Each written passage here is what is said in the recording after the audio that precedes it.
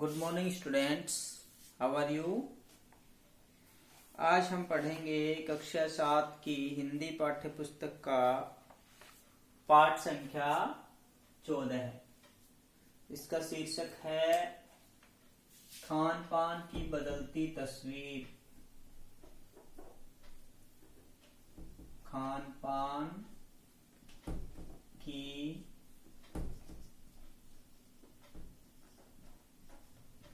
बदलती तस्वीर।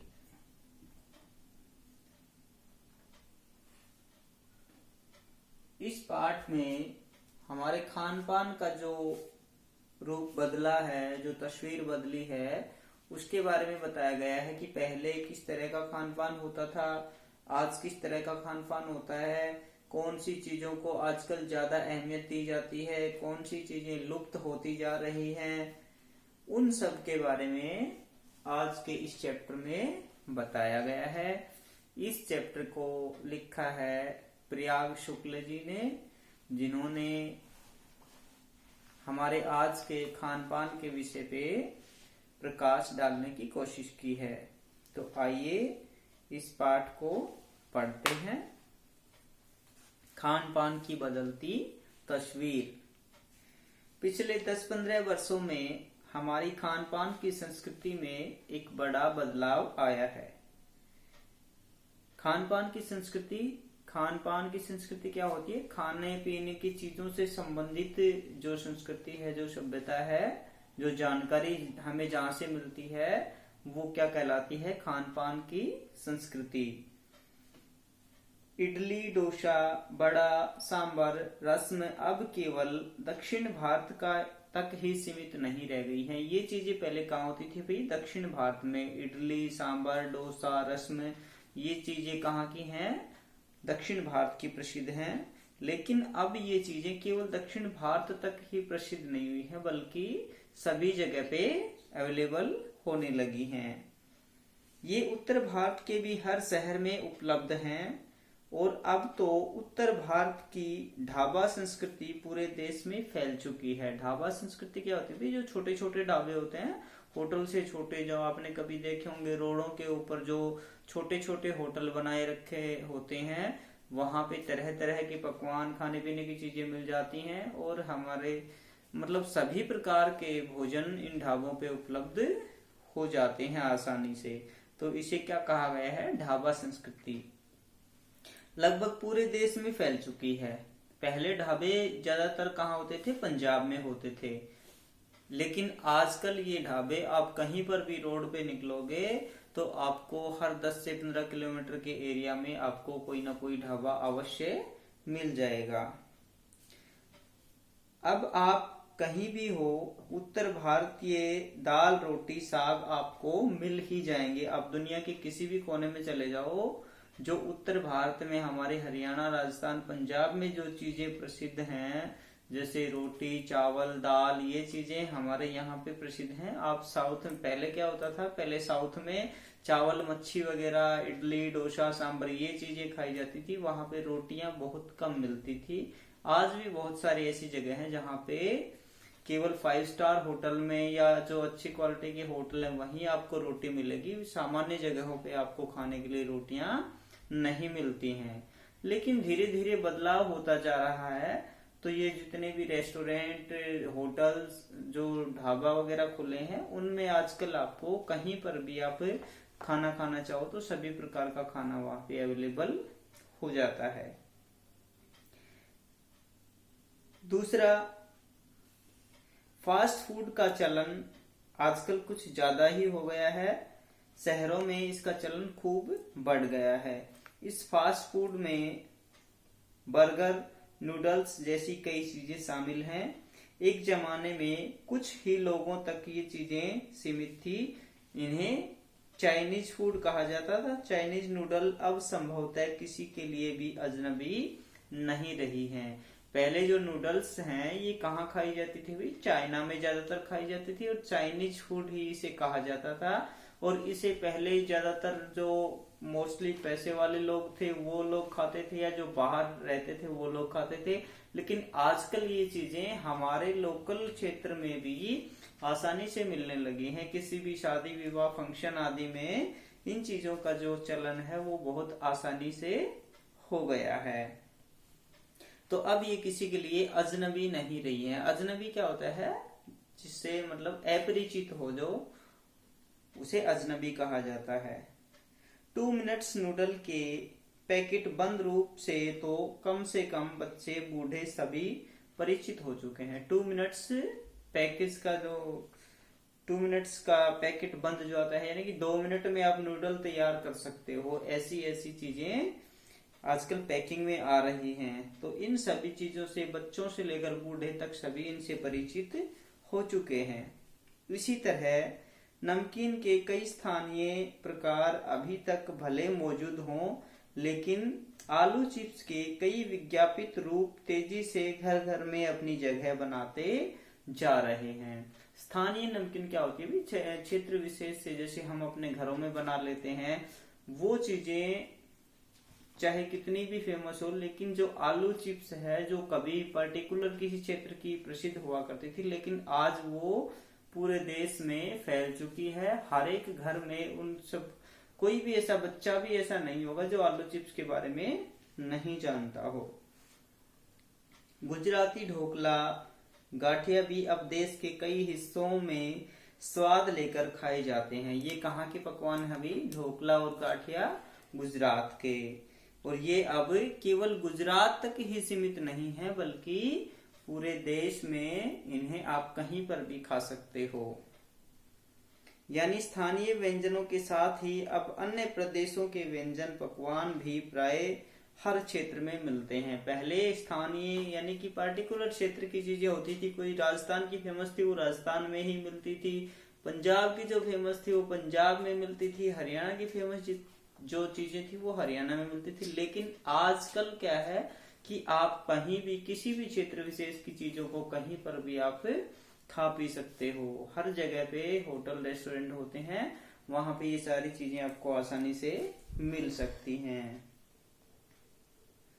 गुजराती ढोकला भी अब देश के कई हिस्सों में स्वाद लेकर खाए जाते हैं। और बंगाली मिठाइयों की केवल रस भरी की ही चर्चा नहीं होती, वे कई शहरों में पहले की तुलना में अधिक उपलब्ध हैं। जो बंगाल की मिठाई है रस भरी, उसकी चर्चा ही नहीं होती, बल्कि ये देश के विभिन्न क्षेत्रों में कई बड़े बड़े शहरों में आपको खाने को मिल सकती है। यानी स्थानीय व्यंजनों के साथ ये अन्य प्रदेशों के व्यंजन पकवान भी प्राय हर क्षेत्र में मिलते हैं।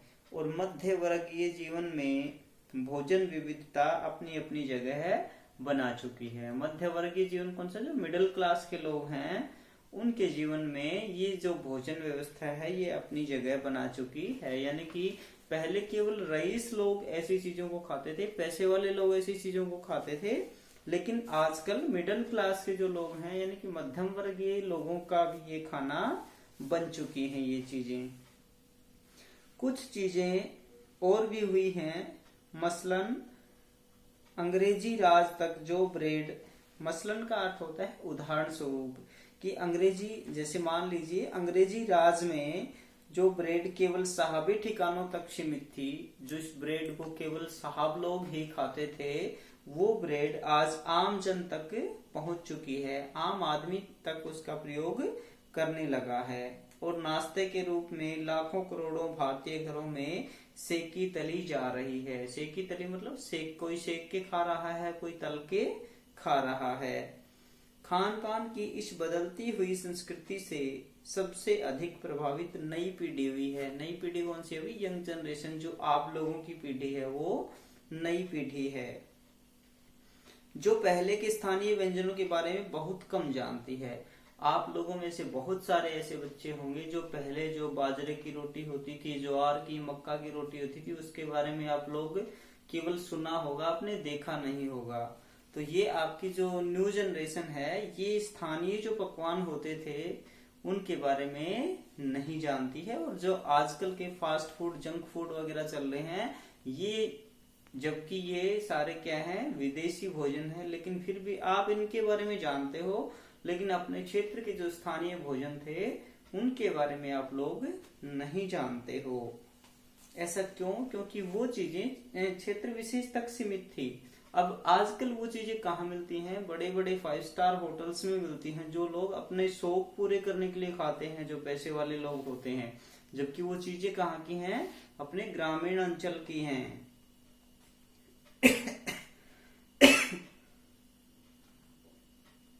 जो पहले के स्थानीय व्यंजनों के बारे में बहुत कम जानती है, पर कई नए व्यंजनों के बारे में बहुत कुछ जानती है। स्थानीय व्यंजन भी तो अब घटकर कुछ ही चीजों तक सीमित रह गए हैं। बम्बई की पाव भाजी और दिल्ली के छोले कुलचे की दुनिया पहले की तुलना में बड़ी जरूर है, पर अन्य स्थानीय व्यंजनों की दुनिया में छोटी हुई है। जो दिल्ली के छोले कुलचे हैं और बम्बई की पाव भाजी है, वो पहले की दुनिया से बहुत बड़ी हुई है। यानी कि पहले उनका चलन कम होता था, फेमस तो थी लेकिन पहले कम होता था। अब उनके खाने वाले, उनके चाहने वाले और ज्यादा हुए हैं।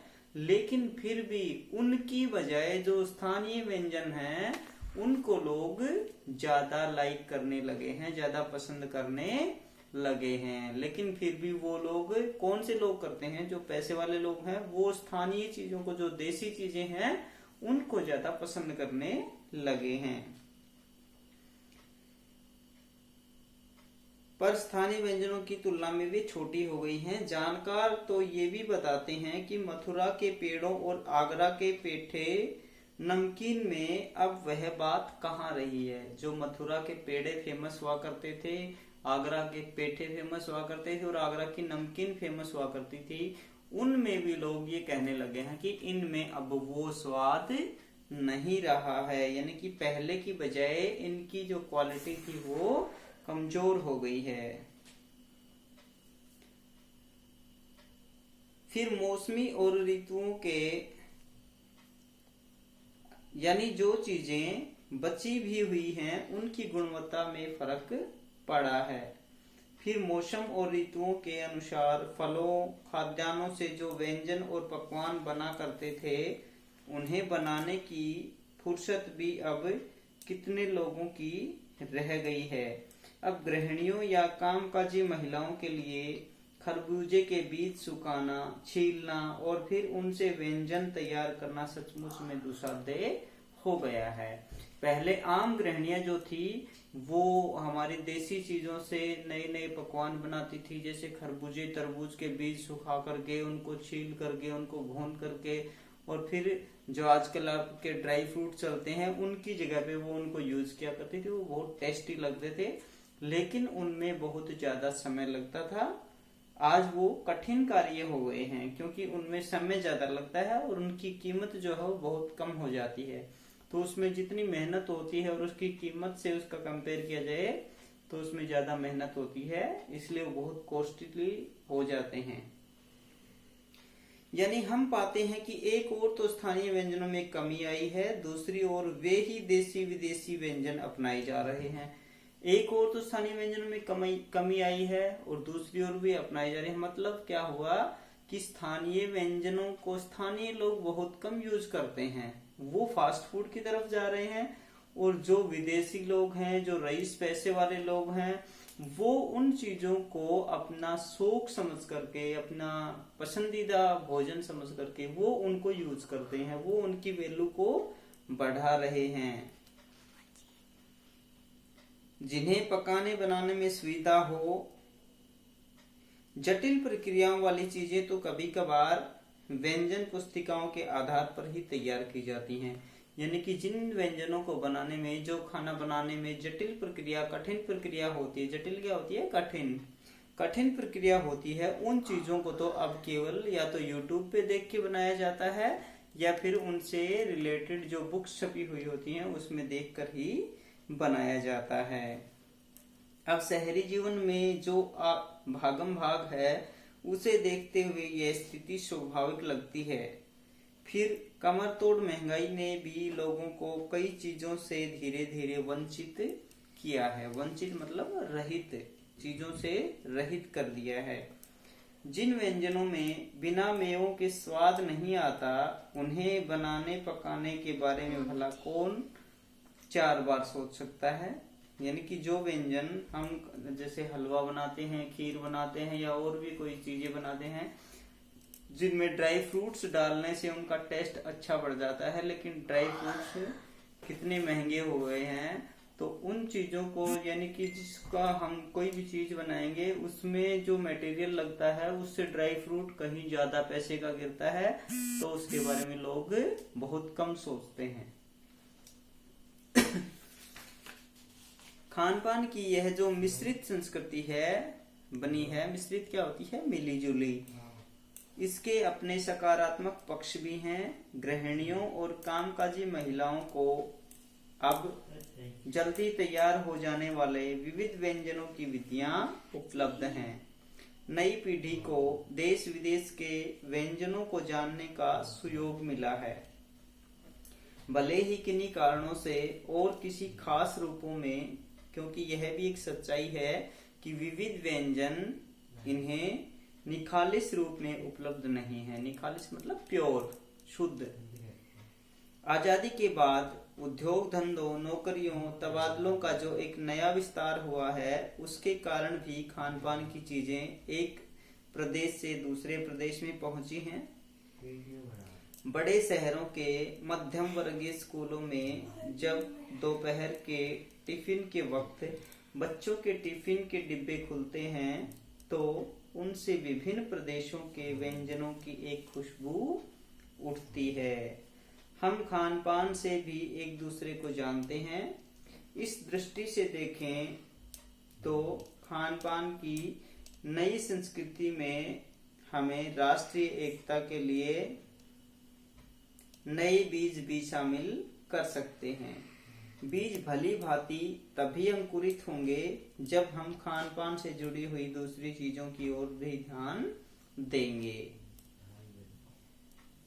मसलन हम उस बोली, बानी, भाषा, भूषा आदि को भी किसी न किसी रूप में ज्यादा जानेंगे जो किसी खान पान विशेष से जुड़ी हुई है।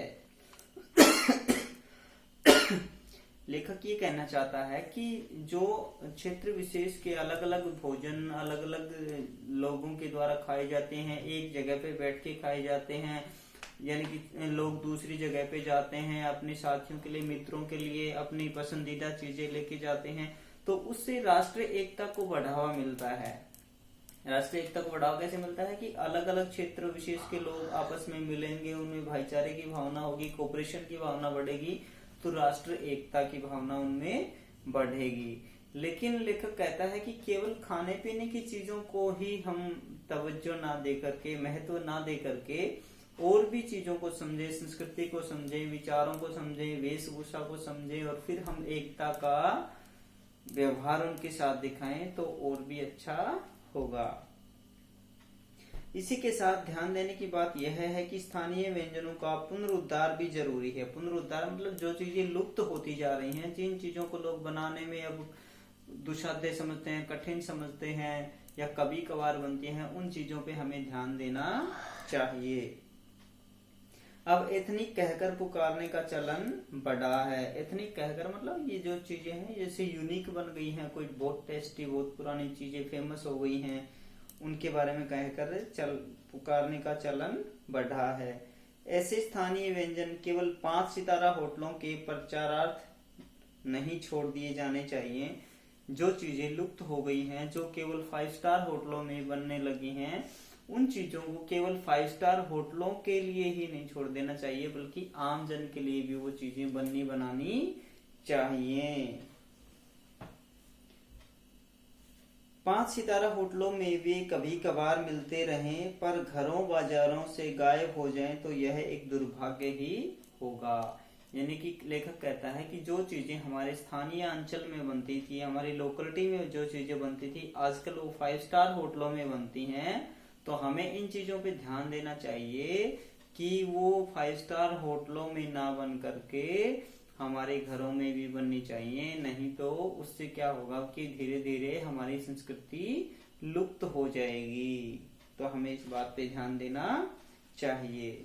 अच्छी तरह बनाई पकाई गई पूड़ियाँ, कचौरियाँ, जलेबियाँ भी अब बाजारों से गायब हो रही हैं। मौसमी सब्जियों से भरे हुए समोसे भी अब कहाँ मिलते हैं।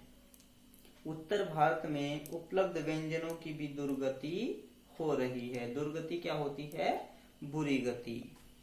अचरज नहीं कि पहले उत्तर भारत में जो चीजें गली मोहल्लों की दुकानों में आम हुआ करती थी, उन्हें अब खास दुकानों में तलाशा जाता है। यानी कि जो चीजें पहले आम जन की पहुंच तक होती थी, वो केवल आज विशेष स्थानों पर ही प्राप्त होती हैं।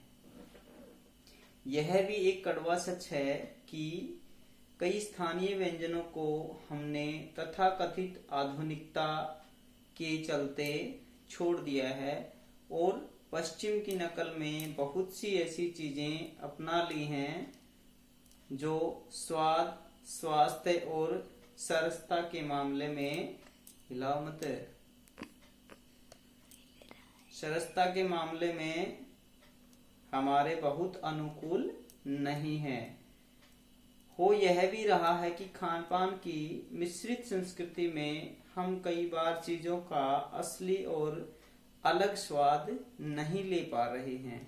अक्सर प्रीति भोज और पार्टियों में एक साथ ढेरों चीजें रख दी जाती हैं। प्रीति भोज क्या होता है? सामूहिक रूप से, जैसे विवाह शादी में जो खाने पीने का प्रोग्राम रखा जाता है, उसे क्या कहते हैं?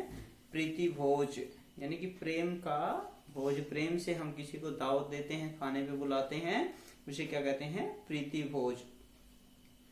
और उनका स्वाद गड़मड़ होता रहता है, मतलब बिगड़ता रहता है।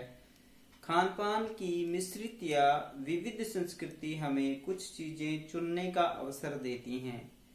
हम उसका लाभ प्राय नहीं उठा रहे हैं।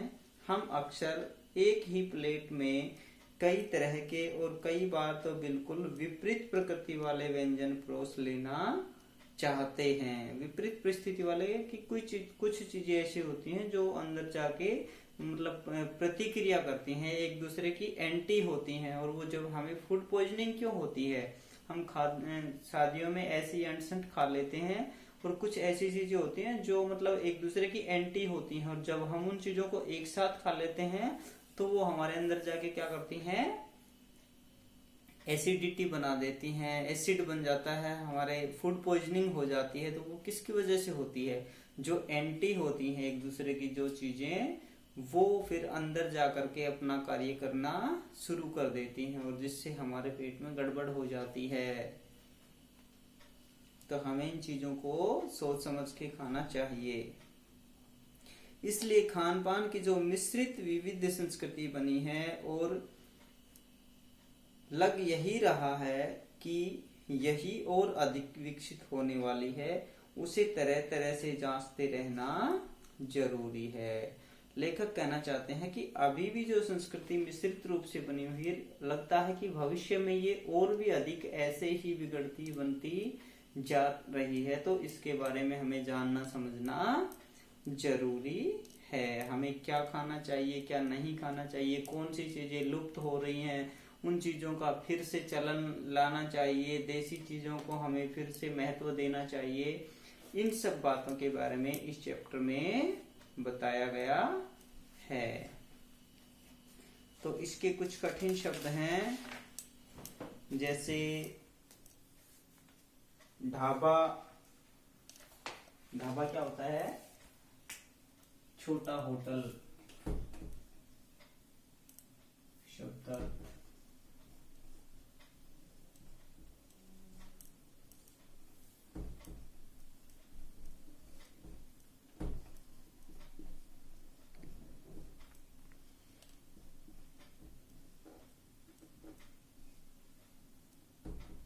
छोटा होटल,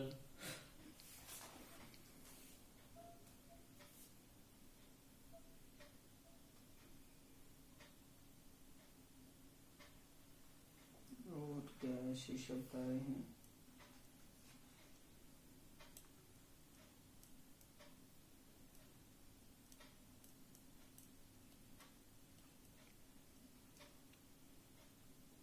विविधता, अनेक प्रकार की।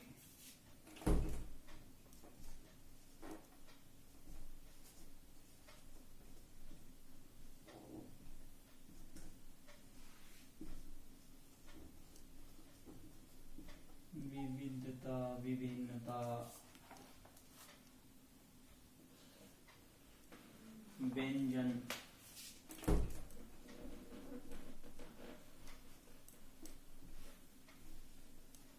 खाने की चीजें।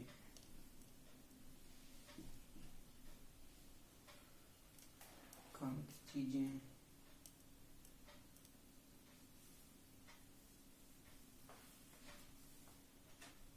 मसलन उदाहरण स्वरूप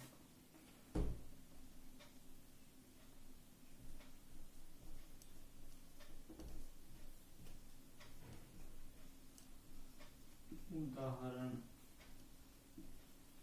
के तौर पर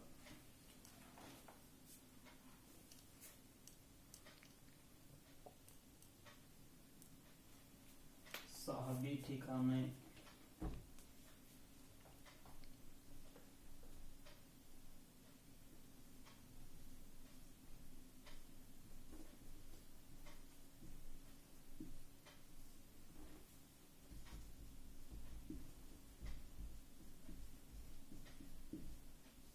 बड़े लोगों तक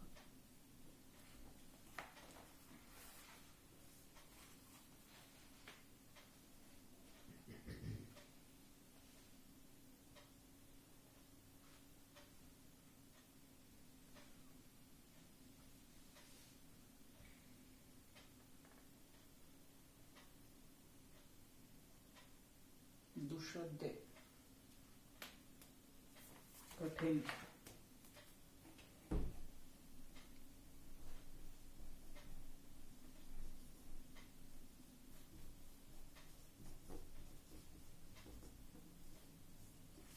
दुष्द होता है कठिन।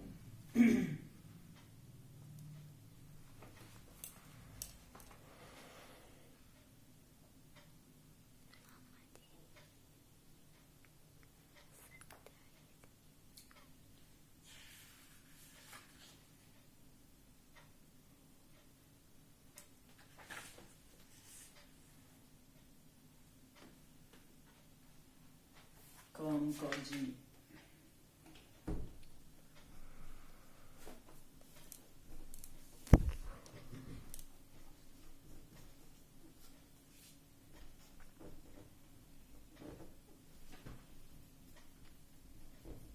काम करने वाले।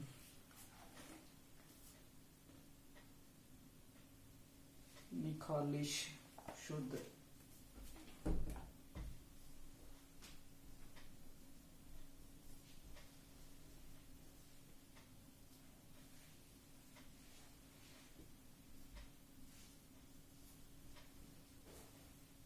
शुद्ध।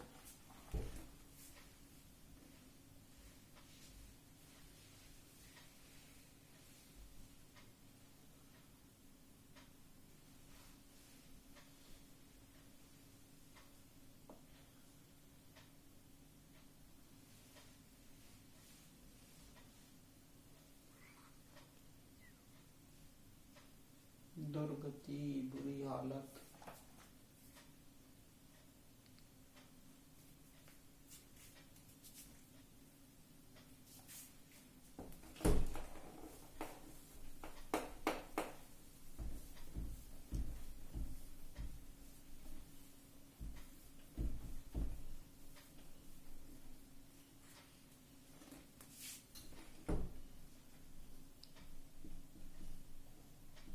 दुर्गति बुरी दशा। अचरज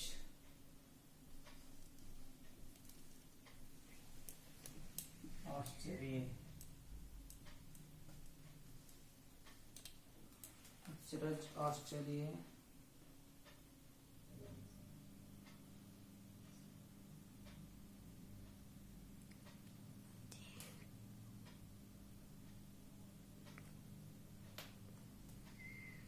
सरसता।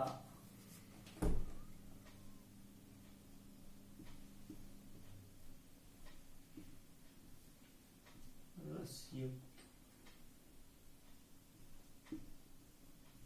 रस से युक्त।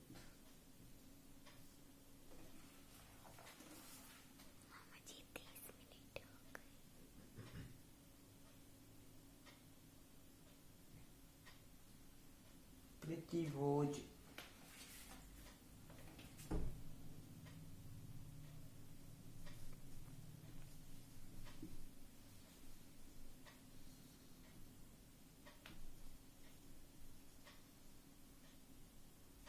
विवाह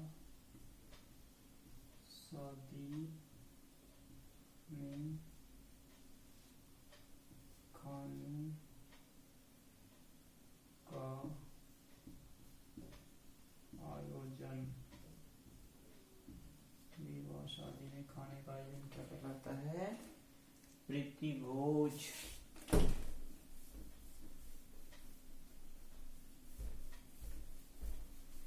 और कुछ ऐसे शब्द रह गए हैं, देखते हैं।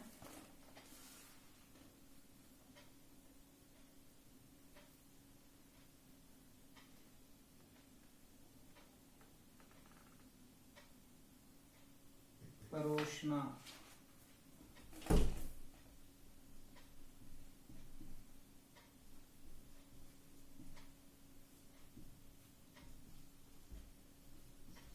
वितरण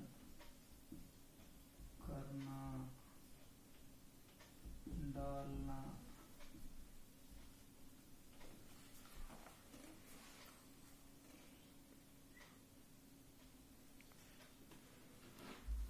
मिश्रित, मिली जुली,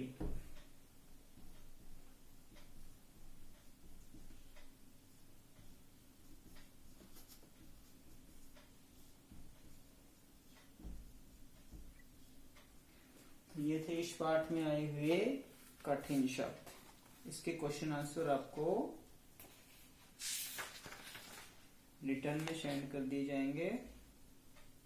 तो ये चैप्टर आपको ढंग से रीड आउट करना है और इसके क्वेश्चन आंसर और वर्ड मीनिंग आपको नोटबुक में राइट डाउन करने हैं। Okay, all the best, see you next class.